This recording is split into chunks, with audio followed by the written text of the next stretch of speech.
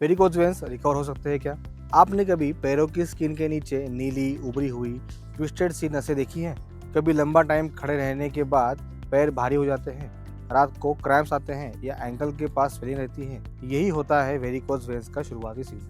आज simple language में हम समझते हैं क्या वेरिकोज वेन्स रिकवर हो सकता है, आयुर्वेदा इसको कैसे देखता है और घर पर कौन से सिंपल एक्सरसाइज और हैबिट्स फॉलो कर सकते हैं। सबसे पहले बेसिक समझिए। हमारे पैरों में दो टाइप्स की वेन्स होती है, डीप वेन्स जो अंदर होती है और सुपरफिशियल वेन्स जो स्किन के नीचे होती है। इन वेन्स के अंदर छोटे वॉल्स होते हैं जो ब्लड को नीचे से ऊपर हार्ट की तरफ भेजते हैं। जब ये वॉल्स वीक हो जाते हैं तो ब्लड वेसल्स में जो जमा हुआ ब्लड होता है नीचे जमा होने लगता है।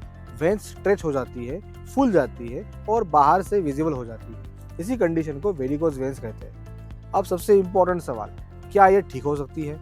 अगर अर्ली स्टेज है, सिर्फ हेवीनेस, माइल्ड स्वेलिंग, थोड़ी सी विजिबल वेन्स, तो कंडीशन को कंट्रोल किया जा सकता है और सिम्टम्स काफ़ी हद तक रिवर्स हो सकते हैं। लेकिन अगर वेन्स बहुत ज़्यादा फूल चुकी है, स्किन का कलर डार्क हो गया है या अल्सर बन गया है, तो पूरी तरह गायब करना मुश्किल होता है। उस स्टेज पर मेडिकल प्रोसीजर्स की ज़रूरत पड़ सकती है, इसीलिए अर्ली एक्शन लेना बहुत ज़रूरी है। अब बात करते हैं क्या करना चाहिए। सबसे पहला स्टेप है मूवमेंट। जो लोग पूरा दिन खड़े रहते हैं, जैसे teacher, traffic police, factory workers, उनमें वेरिकोज वेन्स ज़्यादा कॉमन होता है। अगर आपका काम स्टैंडिंग का है तो हर 30-40 मिनट में थोड़ा चलना ज़रूरी है। सिर्फ खड़े रहना अवॉइड करें। चलना अलाउड है लेकिन स्टैटिक स्टैंडिंग प्रॉब्लम बढ़ता है। दूसरा स्टेप है अलग लेग एलिवेशन। रात को सोते वक्त ये दिन में 2-3 बार 10 से 15 मिनट के लिए पैर हार्ट लेवल से थोड़ा सा ऊपर रख लीजिएगा। इससे ब्लड वापस ऊपर आने में मदद मिलती है।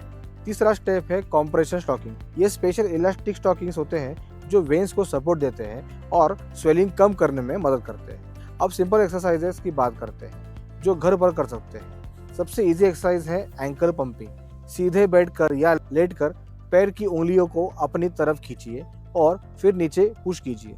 ये 20 से 25 बार करें। इससे काफ मसल्स एक्टिव होती है और ब्लड फ्लो इंप्रूव होता है। दूसरी एक्सरसाइज है हिल रेज। सीधे खड़े होकर धीरे से पैरों की उंगलियों पर खड़ा हो जाइए और फिर नीचे आ जाइए। ये 15-20 बार करें। ये काफ पंप को स्ट्रॉन्ग करता है। तीसरा एक्सरसाइज है वॉकिंग। रोज 20 से 30 मिनट ब्रिस्क वॉकिंग बहुत इफेक्टिव होती है। अगर पॉसिबल हो तो स्विमिंग और साइकिलिंग भी एक्सेलेंट ऑप्शंस है। इनमें पैरों का ब्लड प्रेशर का अगेंस्ट ऊपर पुश होता है। अब आयुर्वेदा इसको कैसे देखता है? आयुर्वेदा में वेरिकोज वेन्स को रक्त दुष्टि और वात इम्बैलेंस से जोड़ा जाता है, मतलब ब्लड सर्कुलेशन में रुकावट और वेसल्स की कमजोरी। आयुर्वेदिक अप्रोच में फोकस होता है सर्कुलेशन इंप्रूव करना, बॉडी वेट कंट्रोल करना और डाइजेस्टिव सिस्टम को स्ट्रॉन्ग रखना।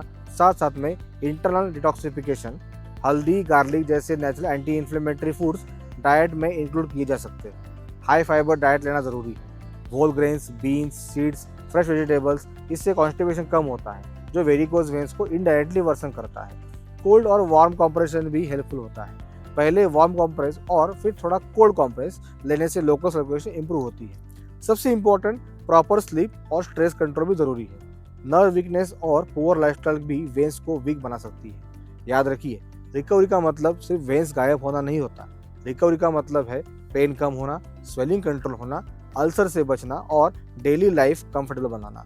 अगर आपको लगातार पैरों में हेवीनेस, स्वेलिंग या विजिबल वेन्स दिख रही है तो इसे इग्नोर मत कीजिए।